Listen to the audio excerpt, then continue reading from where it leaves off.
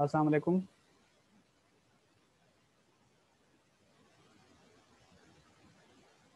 जी, आवाज़ आ रही है मेरी आपको? वालेकुम सलाम। जी जी। उम्मीद है आप सब लोग खैरियत से होंगे और ये इंटर्नशिप सेशन भी खैरियत से वालेकुम सलाम जी होगा। फरहान। कुछ प्रोफेशनल मसरूफियत की वजह से मैं थोड़ा सा अनटच रहता हूँ आप लोगों के साथ, लेकिन इसका मतलब ये नहीं है कि आपकी अगर कोई क्यूरी हो या कोई ऐसा क्वेश्चन जो मेरे रिलेटेड हो तो आप मुझे वैसे भी सेशन के अलावा भी आप मुझे मैसेज कर सकते हैं या कॉल करके पूछ सकते हैं। क्योंकि इस इंटर्नशिप का मकसद हमारा यही होता है कि जो प्रैक्टिकल चीज़ें होती हैं वो आप लोगों के साथ शेयर करना और आप लोगों को सिखाना।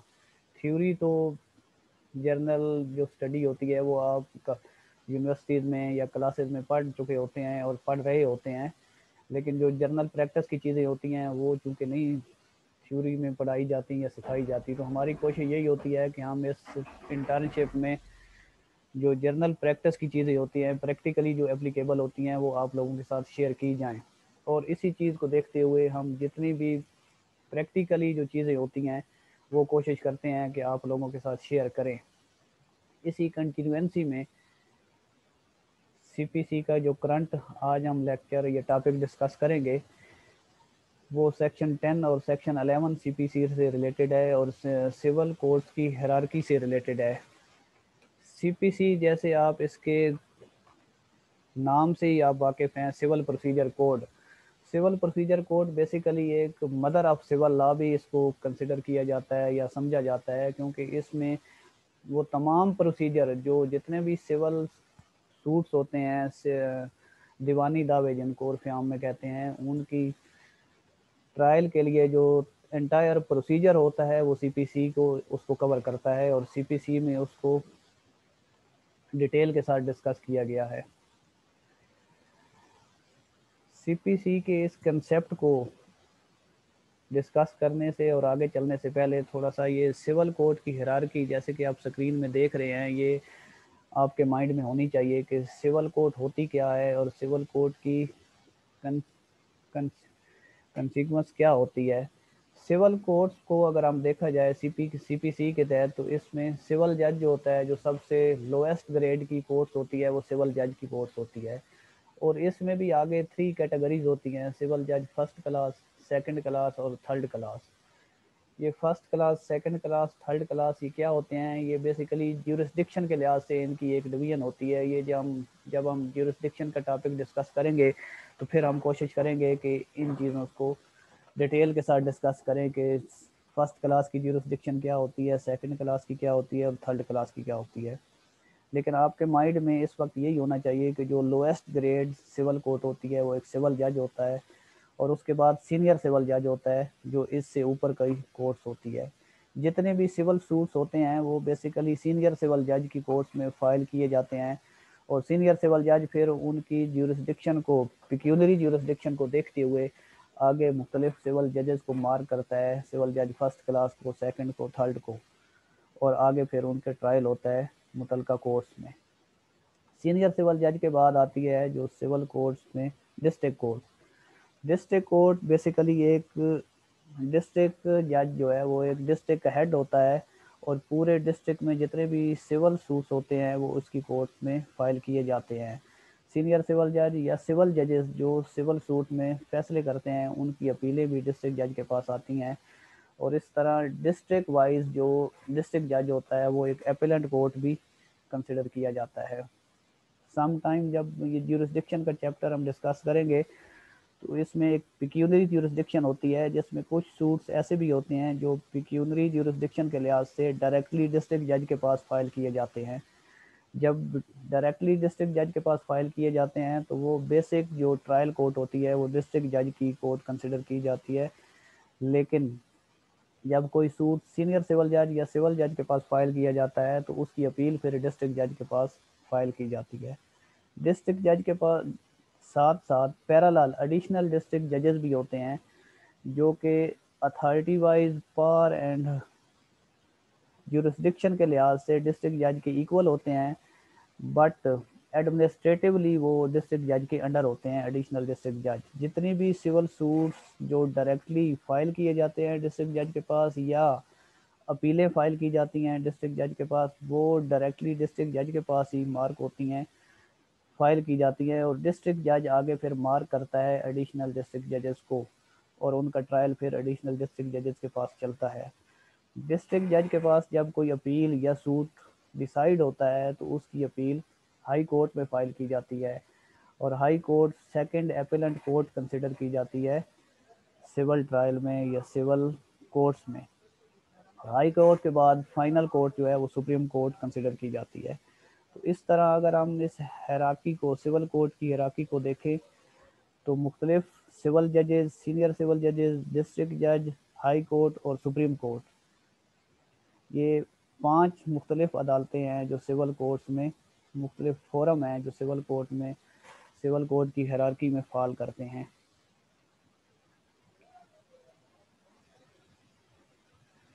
नेक्स्ट, जैसे मैंने जिक्र किया स्टार्ट में कि आज हम सेक्शन 10 और सेक्शन 11 डिस्कस करेंगे। बेसिकली सेक्शन 10 और सेक्शन 11 इसकी एप्लीकेबिलिटी भी सिविल प्रैक्टिस में बहुत ज़्यादा आती है, और इसको जर्नल प्रैक्टिस में इसकी बहुत ज़्यादा अहमियत दी जाती है, क्योंकि सिविल लॉ है, इसका मेन पर्पस, बेसिकली तो कोई लॉ भी हो उसका पर्पस यही होता है कि जो फ्रेवलेस और फिक्टिशियस लिटिगेशन होती है उसको डिस्करेज करना।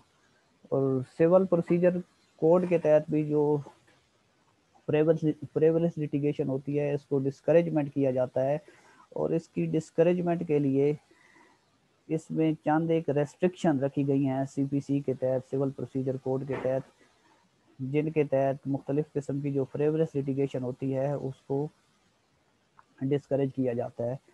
तो ये सेक्शन 10 और सेक्शन 11 भी बेसिकली उन रेस्ट्रिक्शन में से 2 रेस्ट्रिक्शन हैं जिनको प्रैक्टिकली एप्लीकेबल करते हुए या प्रैक्टिस में लाते हुए जो फ्रेवलेस लिटिगेशन होती है उनको डिस्करेज किया जाता है।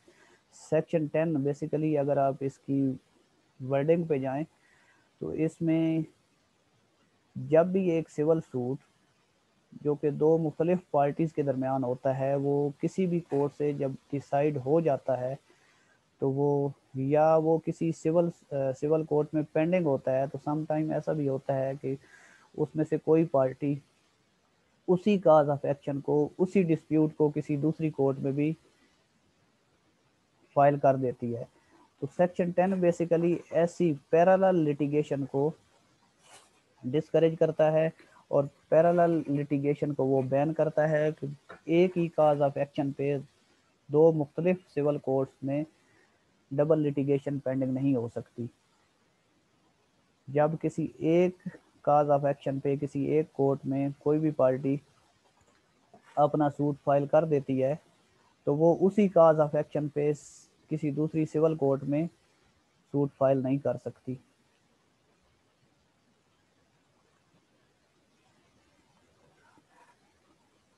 इसमें 2-3 चीज़ें अहम हैं जो कि सेक्शन 10 की एप्लीकेबिलिटी से पहले इसमें आपके माइंड में होनी चाहिए सेक्शन 10 की एप्लीकेशन देने से पहले। यानी जो मैटर ऑलरेडी किसी भी पार्टी या 2 पार्टीज़ के दरमियान पेंडिंग है, उसमें से कोई भी पार्टी किसी दूसरी कोर्ट में दोबारा वही मैटर एजिटेट नहीं कर सकती, और अगर वो एजिटेट करती है तो उसमें कुछ 3-4 ऐसे पॉइंट्स हैं जो कि कोर्ट उसको देखेगी।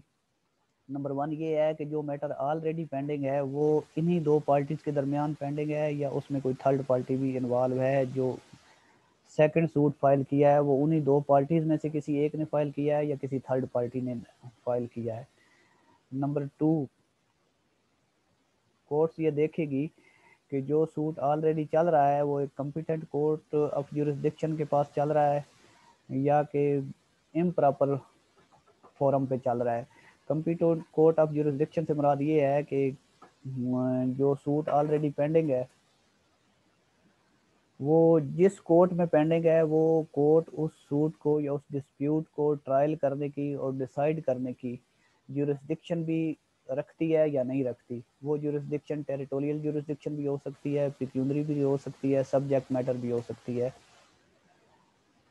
नंबर 3,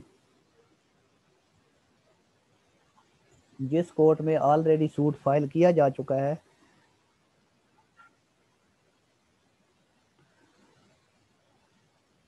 और जिसमें ऑलरेडी सूट पेंडिंग है, जो सूट सब्सिक्वेंट सूट फाइल किया गया है वो उसी काज ऑफ एक्शन पे फाइल किया गया है या उसमें कोई फर्दर नई काज ऑफ एक्शन उसमें एक्रू हो चुकी है। अगर तो कोई नई काज ऑफ एक्शन एक्रू हो चुकी है तो फिर वो उस पर सेक्शन 10 अप्लाई नहीं होगा।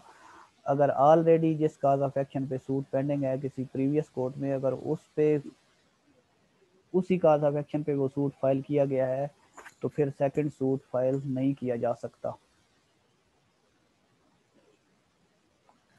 अगर ये इंग्रेडिएंट्स उसमें मौजूद हों तो फिर जो सब्सिक्वेंट सूट फाइल किया गया है उस पे सेक्शन 10 रेस सब जुडिस उसकी एप्लीकेशन फाइल की जा सकती है। और कोर्ट जब सेटिस्फाई होगी कि इन पॉइंट्स पे कि जो मैटर ऑलरेडी पेंडिंग है प्रीवियस कोर्ट में, वो कोर्ट भी कम्पिटेंट कोर्ट है, उसको कम्पिटेंट ज्यूरिसडिक्शन रखती है।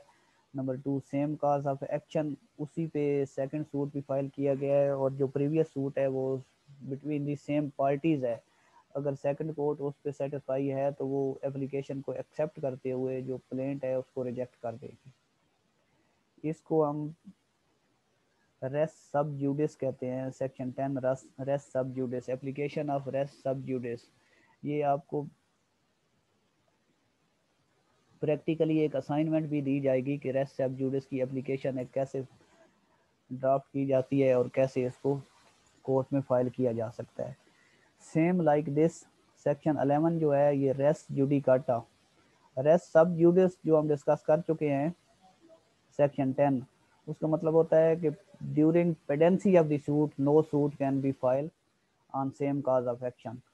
अब रेस जुडिकाटा जो है सेक्शन 11, रेस जुडिकाटा मतलब है कि once a matter is decided by the competent court of law between the two parties, it cannot be re-agitated on same cause of action between the same parties at any forum। अगर कोई dispute जो कि दो पार्टियों के दरमियान चल रहा हो और वो किसी भी कम्पिटेंट कोर्ट ऑफ ज्यूरिसडिक्शन से डिसाइड हो चुका हो, तो उसी में से कोई भी पार्टी उसको री एजिटेट दोबारा किसी भी फोरम पे नहीं कर सकती। अगर कोई party same cause of action पे दोबारा उसको री एजिटेट करती है तो उस पर सेक्शन 11 रेस जुडिकाटा अप्लाई होगा। और सेक्शन 11 की भी इसी तरह एप्लीकेशन कोर्ट में फाइल करनी होगी और एप्लीकेशन फाइल करने के बाद कोर्ट को ये सेटिस्फाई करना होगा, जो एप्लीकेशन देने वाली पार्टी होगी वो कोर्ट को सेटिस्फाई करेगी कि the matter has been already decided between the parties by the competent court of jurisdiction। अगर उस कोर्ट को सेटिस्फाइड आप कर देते हैं तो वो आपकी सेक्शन 10-11 की एप्लीकेशन एक्सेप्ट करते हुए सूट को डिसमिस कर देगी।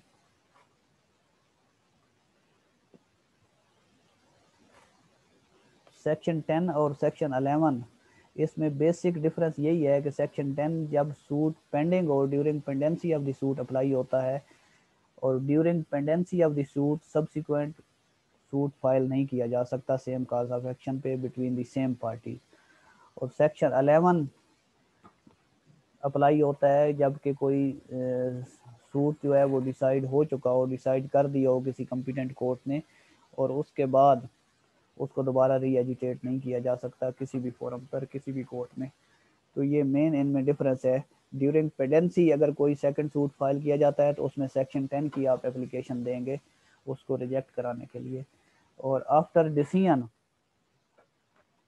अगर सेम काज ऑफ एक्शन पे between the same parties subsequent कोई सूट फाइल किया जाता है तो सेक्शन 11 की एप्लीकेशन आप फाइल करेंगे उस सूट को रिजेक्ट कराने के लिए। ये मेन डिफरेंस है बिटवीन सेक्शन 10 और सेक्शन 11।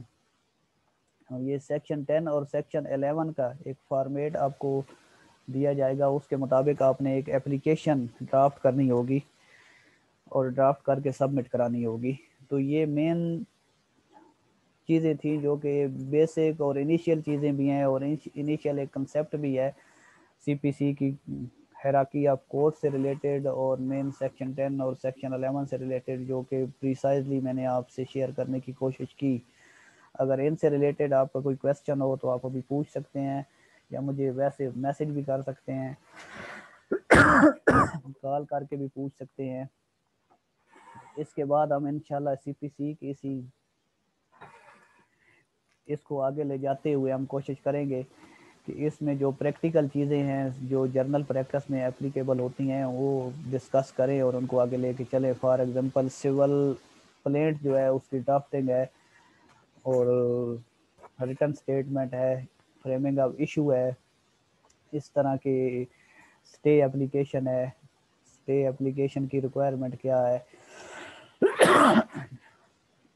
इशू ऑफ कमीशन क्या होता है, जो कि जर्नल प्रैक्टिस में ये चीज़ें आती हैं। Recording of evidence, civil procedure civil trial का टोटल इंटायर प्रोसीजर क्या है, किन किन मराइल से गुजर के सिविल ट्रायल जो है वो कंप्लीट और फाइनल होता है। From institution of the suit till judgement, किन किन मराइल से गुजर कर सिविल सूट्स के कितने मराइल हैं, किन किन मराइल से गुजर के इसको फाइनल स्टेज तक लाया जा सकता है। ये चीज़ें हम इंशाल्लाह इस नेक्स्ट जितने भी हमारे ये सेशन होंगे इनमें कोशिश करेंगे कि इसको डिस्कस करने के। लेकिन इसके साथ साथ कोशिश अब ये किया करें कि जैसे प्लेंट का हम चैप्टर डिस्कस करेंगे, प्लेंट का चैप्टर तो वैसे भी आपने थ्योरी में भी पढ़ा होगा और बुक्स में भी आप पढ़ सकते हैं, लेकिन कोशिश ये करें कि प्लेंट आप असाइनमेंट भी आपको दी जाएगी, लेकिन आप अपने तौर पे भी ये कोशिश करें कि प्लेंट आप एक ड्राफ्ट करें और ड्राफ्ट करके सबमिट करवाएं, और उसमें फिर आप नोट करें कि उसमें क्या डेफिशिएंसी क्या है, कहाँ पे उसमें इम्प्रूवमेंट हो सकती है और क्या उसमें इम्प्रूवमेंट की जा सकती है। इसी तरह जब आप प्रैक्टिकली ये चीज़ें करेंगे अपने हाथ से तो फिर ये चीज़ें जल्दी आप पिक करेंगे और जल्दी आपको समझ आएंगी। आज से इस जो लेक्चर है इससे रिलेटेड अगर कोई आपका क्वेश्चन हो तो आप अभी पूछ सकते हैं।